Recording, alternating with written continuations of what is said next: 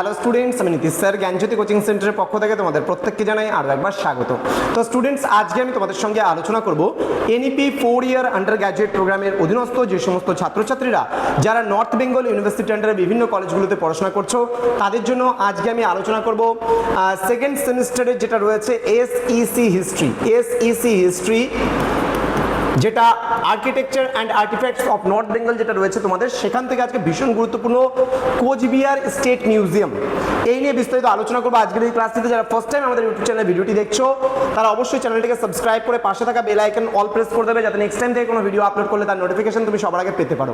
এছাড়া যারা ভাবছো যে অনলাইনে আমাদের ক্লাস জয়েন করবে, নোটস নেবে, তারা অবশ্যই যোগাযোগ করবে আমাদের অফিসিয়াল নাম্বার 7076398606 নাম্বারে অথবা 6295916282 নাম্বারে। তোমাদের টোটাল কোর্স ফি রয়েছে তোমাদেরই সাধ্যের মধ্যে জাস্ট 1199 রুপিস পুরো semester all subject course fee, major কোর্সদের জন্য অল সাবজেক্ট, এবং যারা মাল্টিডিসিপ্লিন কোর্সে রয়েছে তাদের জন্য 699 রুপিস পুরো সেমিস্টার অল সাবজেক্টের কোর্স ফি। তো দেরি না করে আজই যোগাযোগ করো আমাদের সঙ্গে এবং যুক্ত হয়ে যাও আমাদের অনলাইন ক্লাসে। চলো শুরু করছি আজকে কোচবিহার প্যালেস মিউজিয়াম বা রাজ্য জাদুঘর। ঠিক আছে, দেখো কি বলেছে সূচনা এবং ঐতিহাসিক প্রেক্ষাপটে। বলছে প্রতিষ্ঠার উদ্দেশ্য, কোচবিহার রাজ্য জাদুঘর 1964 সালে প্রথম আনুষ্ঠানিকভাবে প্রতিষ্ঠা লাভ করে। রাজ পরিবারের সমৃদ্ধ নিদর্শনসমূহ ও এই অঞ্চলের ঐতিহ্যকে নতুন প্রজন্মের সামনে তুলে ধরাই ছিল এর মুখ্য লক্ষ্য বা মূল লক্ষ্য আমরা বলতে পারি। এবারে ভৌগোলিক অবস্থান কি বলবো, ঐতিহাসিক গুরুত্বে ভরপুর এই জাদুঘরটি কোচবিহার শহরের প্রাণকেন্দ্র, রাজবাড়ি রাজপ্রাসাদ সংলগ্ন এলাকায় অবস্থিত। এর অপূর্ব স্থাপত্যশৈলী পর্যটকদের কিন্তু খুব সহজেই কিন্তু মুগ্ধ করে। ক্লিয়ার? ওকে, নেক্সট বলছে স্বাধীন রাজ্য ও রাজকীয় উত্তরাধিকারের কথা। এখানে কোচ রাজাদের অবদান। বলছে কোচবিহার দীর্ঘকালব্যাপী একটি ঐতিহ্যশালী স্বাধীন করদ রাজ্য হিসাবে তার সার্বভৌম গৌরব কিন্তু বজায় রেখেছিল। মহারাজ নৃপেন্দ্র নারায়ণ ও তার পরবর্তী যোগ্য শাসকদের দূরদর্শী চিন্তা, সমাজ সংস্কার এবং অতুলনীয় স্থাপত্যকলা এই সমগ্র অঞ্চলকে কিন্তু এক আধুনিক সমৃদ্ধ রূপ দান কিন্তু করছে। তাহলে দেখো আজকে কোচবিহারটা কত সুন্দর রাজবাড়িটা দেখতে, তার একটা প্যান পিকচার আমরা এখানে দিয়ে রেখেছি। ওকে, নেক্সট কি বলেছে, জাদুঘরের সংগ্রহ এবং গ্যালারিগুলো কি কি রয়েছে আমরা একটু জেনে নেব। দেখো এখানে কি কি পাবে তুমি এই জাদুঘরে, পাবে রাজকীয় বিভিন্ন পোশাক। রাজকীয় পোশাক বলতে রাজারা যেই পোশাকগুলো ব্যবহার করতেন।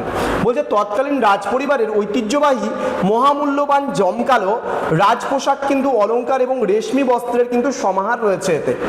ব্যক্তিগত তৈজস, বলছে মহারাজাদের ব্যবহৃত দুর্লভ রূপা ও ব্রোঞ্জের শৌখিন বাসনপত্র, ঘড়ি এবং প্রত্যাহিক ব্যক্তিগত জিনিসপত্রও কিন্তু এতে পাওয়া যায়। দেন ঐতিহাসিক অস্ত্র, এখানে বলছে দুর্ধর্ষ তলোয়ার, ভারী বর্ষা, প্রাচীন বন্দুক এবং ছোট কামান, যা সামরিক শক্তির সাক্ষ্য কিন্তু বহন করে।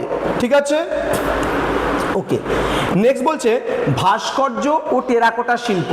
এখানে ধর্মীয় এবং পৌরাণিক ভাস্কর্যগুলোর নিদর্শন আমরা পাই। বলছে জাদুঘরের গ্যালারিতে সংরক্ষিত আছে নবম থেকে দ্বাদশ শতকের হিন্দু দেবদেবী, অন্যান্য পৌরাণিক চরিত্রের সূক্ষ্ম পাথুরে ও ধাতব কারুকার্যময় আদিম ভাস্কর্যগুলো আমরা পাবো।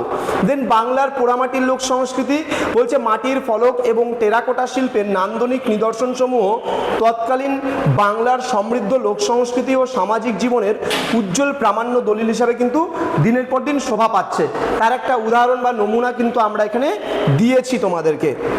আচ্ছা, এবার ঐতিহাসিক দলিল ও দুর্লভ সম্পদের মধ্যে আমরা যদি বলতে চাই, ঐতিহাসিক মুদ্রার প্রসঙ্গ আসবে, যেমন রাজকীয় নারায়ণী মুদ্রা এবং রৌপ্য মুদ্রা।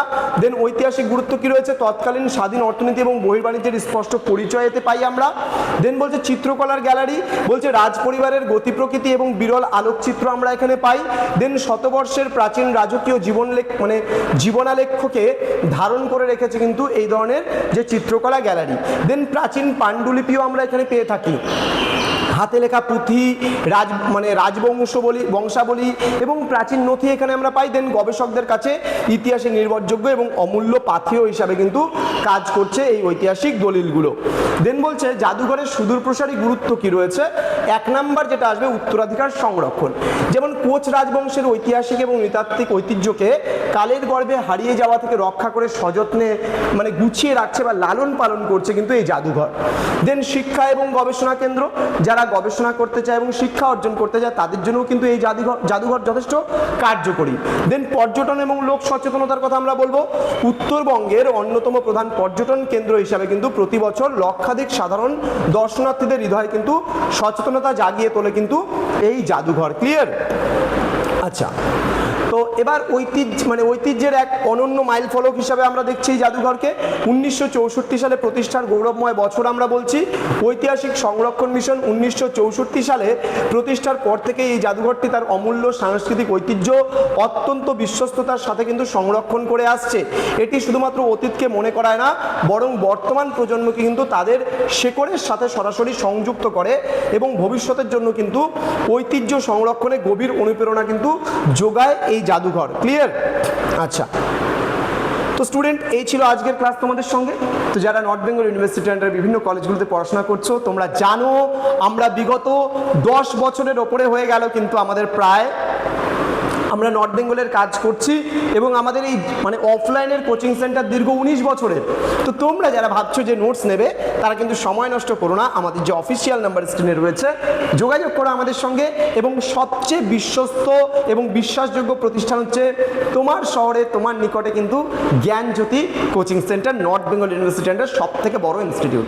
দেখা হচ্ছে খুব তাড়াতাড়ি আরও একটা নতুন ক্লাস নিয়ে তোমাদের সঙ্গে। তোমরা ভিডিওটি ভালো লাগলে বন্ধুদের সঙ্গে শেয়ার করে দেবে এবং তোমার বন্ধুদের জানার সুযোগ করে দাও যে জ্ঞানজ্যোতি কোচিং সেন্টারে সব কিছু একই ছাদের তলায় পাওয়া যায়। দেখা হচ্ছে আরও একটা নতুন ক্লাস নিয়ে। তোমরা প্রত্যেকেই ভালো থেকো, সুস্থ থেকো। Thank you so much. Thanks for watching. After all, thank you.